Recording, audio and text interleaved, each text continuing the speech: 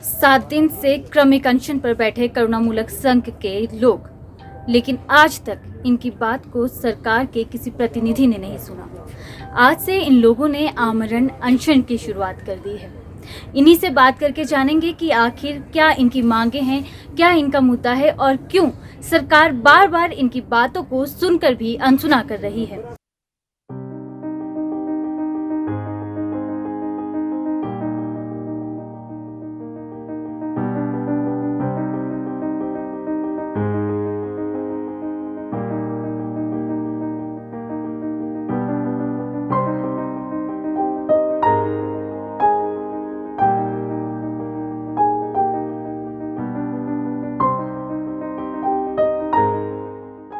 क्या मुख्य मांगे हैं, क्यों आपको ये स्टेप उठाना पड़ रहा है?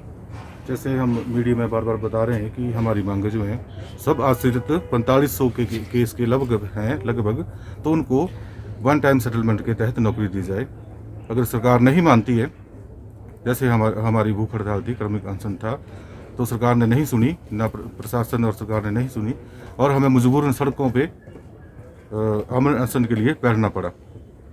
तो अगर सरकार ऐसे करती रहेगी तो हमारा आंदोलन जो है ऐसे जारी रहेगा और इसको हम और उग्र रूप देंगे।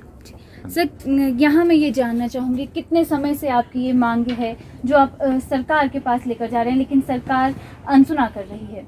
ऐसा होता है कि जैसे एक सरकारी कर्मचारी होता है तो वो अपनी जैसे सरकार में अपनी सेवाएं देता है, वो तो परिवार के पास भी इतना टाइम नहीं निकाल पाता है और करते करते उसकी डेथ हो जाती है कर्मचारी की।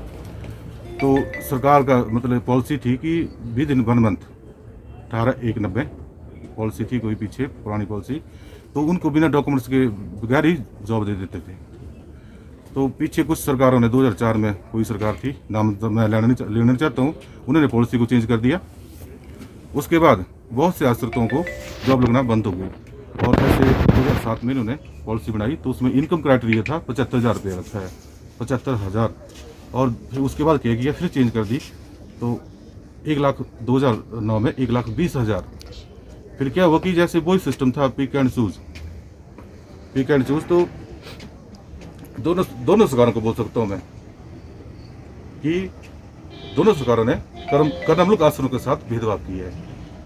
आप खुद ही देख रहे हैं, ये देखो कितनी एज हो गई है, हमारे भाई बैठे हैं, आप थोड़ा कैमरा घुमा सकते हैं, इनकी देखो एज कितनी हो गई, 42, 43, हमारे विजय भाई हैं और इनकम पॉलिसी में आते भी हैं, और प्लस मनोज जी, इनकी हाथ ऊपर करना, मनोज शर्मा जी रावलाघाट से, शिमला से होते हैं, इनके ना मदर है ना फादर है, और इनको मजबूरन मतलब जैसे कर्ज था लिया था इन्होंने, और इनकी मदर की और फादर की दोनों की डेथ हो गई, और अभी तक सरकार ने जब इनको नहीं सुन रही है तो आप बाकी क्या सुनेंगी सरकार। और ये मजबूरन जैसे कुछ एक आश्रित जो है मजबूरन अपने घर बेचने तक की नौबत आ गई है, और सड़कों पे आगे आप खुद ही देख रहे हैं कि हम इस टाइम सड़कों पे हैं, हमें लगभग 10 रोज ऐसी हो गई, हम ऐसे यहीं पे रहते हैं। और सरकार से निवेदन है कि सबको वन टाइम सेटलमेंट के तहत नियुक्ति दी जाए, और माननीय मुख्यमंत्री से मैं निवेदन करना चाहता हूँ कि जैसे हमारे कर्ममुलक आश्रित जो हैं अपने मुद्दों के लिए दफ्तरों के चक्कर काटते हैं, तो अधिकारी को उनका स्टाफ जो है ढंग से बात नहीं करता है, तो जो कर्मचारी उनके साथ जॉब करते थे अचानक उनकी डेथ हो जाती है, तो उनके साथ नहीं थे वो, उनके बच्चे के साथ ऐसा व्यवहार क्यों किया जाता है? ये बहुत गलत बात है। हमारे जैसे कर्मचारी आश्रित हैं, उनके पास रिकॉर्डिंगें बड़ी हैं कि ऐसा बोलते हैं वो। तो अब लास्ट टाइम मैं ये बोलना चाहता हूँ कि सरकार से दोनों हाथ जोड़ के विनती है कि वन टाइम सेटलमेंट के तहत नौकरी प्रदान करे, नहीं तो हम इस स्थान को नहीं छोड़ेंगे, चाहे सरकार कुछ भी कर ले। और अगर किसी को बीच में कुछ होता है तो हमारे परिवार जो है पीछे से वेट कर रहे हैं, इंतजार कर रहे हैं कि हमारे बच्चे वहाँ पे गए हैं और मतलब कुछ हासिल करके आएंगे, तो हम वैसे जाने वाले नहीं हैं। तो सरकार को बिना शर्त वन टाइम सेटलमेंट के तहत नौकरी प्रदान करें, नहीं तो ये स्थान हम नहीं छोड़ेंगे। सभी आश्रित हम तभी जाएंगे जब तक हमें सरकार नौकरी नहीं प्रदान करती है।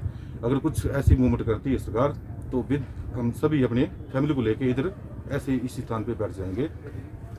7 दिन से ये लोग यहाँ बैठे हैं। शिमला की सर्दी, शिमला की गर्मी को सहन कर रहे हैं, यहीं पर सो रहे हैं, यहीं पर अपना समय बिता रहे हैं। कुछ और लोगों से भी बात करेंगे और उनसे जानने का प्रयास करेंगे कि किस तरह की दिक्कतें आ रही हैं, किस तरह की चुनौतियों का सामना उन्हें करना पड़ रहा है।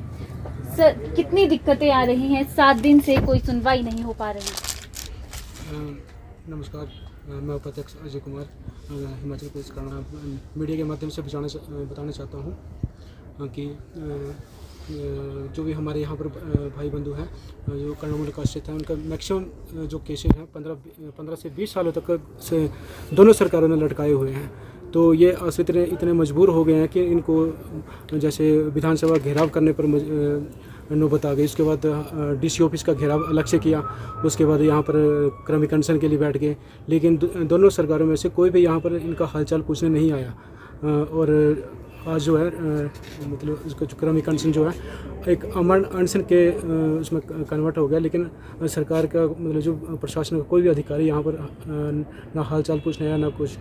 तो ये अगर ऐसा ही चला रहा तो ये जो अमन अनशन है ये कंटिन्यूस ऐसे चलेगा। अगर हमारे किसी भाइयों को यहाँ पर कुछ भी दिक्कत आती है तो इसकी जिम्मेवारी वो सरकार की होगी। और जब एक कर्मचारी की मृत्यु होती है तो उसके बाद इसका जो परिवार है वो टोटली बैकफुट पे चला जाता है, क्योंकि फाइनेंशियल जो भी होता है वो सब कुछ स्टॉप हो जाता है। उसके बाद बच्चों को पढ़ाने के लिए जो भी एजुकेशन लोन वगैरह लेते हैं तो परिवार मतलब टोटली गरीबी रेखा के स्तर पर बिल्कुल डाउन चला जाता है। हमारे यहाँ पर मैक्सिमम आश्रित भाई ऐसे भी हैं जिन्होंने अपने पढ़ाइयों के लिए या फिर बाकी चीज़ के लिए एजुकेशन लोन लिए होते हैं। तो इस टाइम उनके घर में कोई कर्मचारी नहीं होगा, मतलब स्कोप नहीं होगा इनकम का, तो उनकी टोटली मतलब जो फैमिली जो है वो टोटली बैकफुट पे है इस टाइम। जी, पूरे प्रदेश से ये लोग आज शिमला में बैठे हैं, अनशन पर बैठे हैं।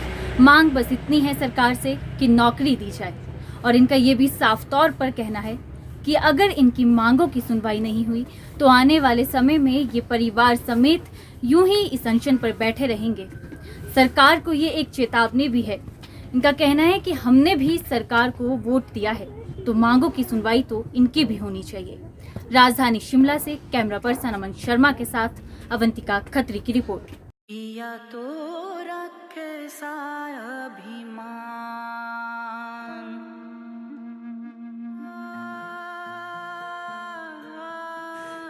घर से दूर होकर भी दिल को हमेशा यह एहसास रहता है, उनका प्यार और फिक्र हमेशा मेरे साथ रहता है।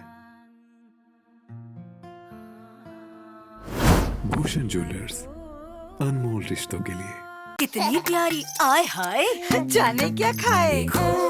6 महीने में होगा माँ का दूध ही। ना रे ना, जरूर खाए कुछ और भी। दीदी चावल का मार, फिर दाल का पानी। ध्यान से देख, है कुछ और कहानी। मुन्नी ऐसी बढ़ती जाए, बताओ ना क्या क्या खाए। यही सब। पर 6 महीने की हुई अभी तो।